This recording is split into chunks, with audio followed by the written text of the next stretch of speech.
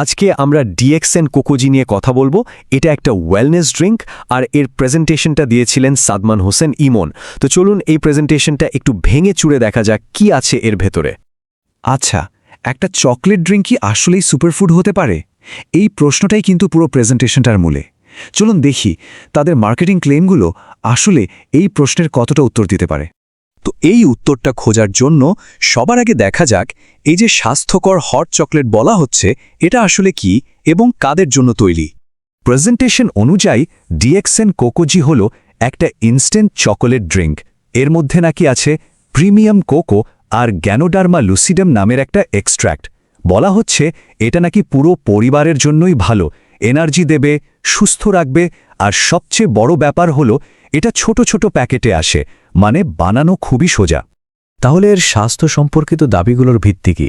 চলুন এর মূল উপাদানগুলো কি কি সেটা একটু দেখে নেওয়া যাক। এখানে মার্কেটিংটা কিন্তু বেশ ইন্টারেস্টিং। একদিকে আছে প্রিমিয়াম কোকো পাউডার, যেটা আমাদের সবার পরিচিত, একটা চকলেটের ফ্লেভার দেয়। আর অন্যদিকে আছে গ্যানোডার্মা এক্সট্র্যাক্ট, এটা হয়তো অনেকেই শোনেননি। এই অচেনা উপাদানটা দিয়েই কিন্তু স্বাস্থ্যের বড় বড় সব দাবি করা হচ্ছে। এবার আসা যাক স্বাস্থ্য সম্পর্কিত দাবিগুলোর দিকে। বিশাল একটা লিস্ট কিন্তু।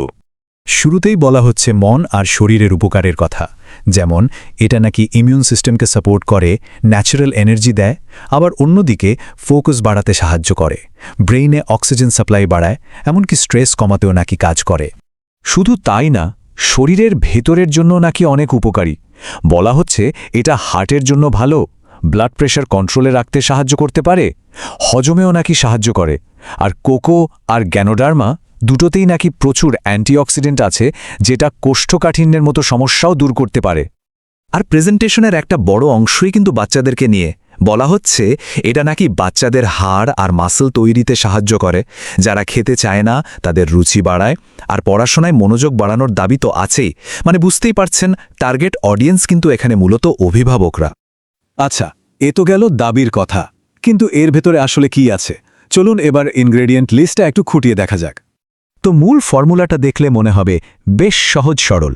কোকো পাউডার, গ্যানোডার্মা এক্সট্র্যাক্ট, চিনি, মল্ট এক্সট্র্যাক্ট আর স্কিমড মিল্ক পাউডার।